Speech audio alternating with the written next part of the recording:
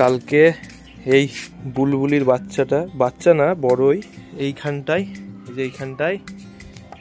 এই গামলাটায় জল ছিল, আজকেও আছে, জল পড়েছিল। মানে জলে গাছে দেওয়ার জন্য জল রাখা থাকে, যেহেতু জল ছাদের কাজ হচ্ছে ছাদে, তাই সব গাছ রাখা আছে।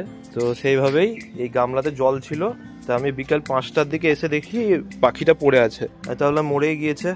জল থেকে তুলে আমি হিট বাল্বের নিচে রেখে দিই। তো আজকে মোটামুটি সুস্থ আছে, কিছুক্ষণ রোদে রাখবো, দিয়ে ছেড়ে দেবো। আজকে প্রথমে ভেবেছিলাম আর বাঁচবে না, লাকিলি বেঁচে গিয়েছে। এটা একটা বুলবুলি পাখি। তো অনেকে সোশ্যাল মিডিয়ায় দেখি ভিডিও করার জন্য বদ্রি পাখি বা বিদেশি যে পাখিগুলো সেগুলো দোকান থেকে কিনে নিয়ে তারপর আকাশে মুক্ত করে দেয়। তো এগুলো পুরো ইল্লিগাল, কারণ বিদেশি পাখি আমাদের দেশীয় পরিবেশে ছাড়তে গেলে সেটা ইল্লিগাল অফেন্সের মধ্যে পড়ে। কিন্তু এগুলো যেহেতু আমাদের দেশি পাখি, তাই এগুলোকে কোনোদিনই আমরা ক্যাপটিভিটিতে বা বাড়ির খাঁচাতে ধরে রাখতে পারি না। তাই একে কিছুক্ষণ রোদে রেখে ঠিক মতন তারপর একে রিলিজ করে দেবো।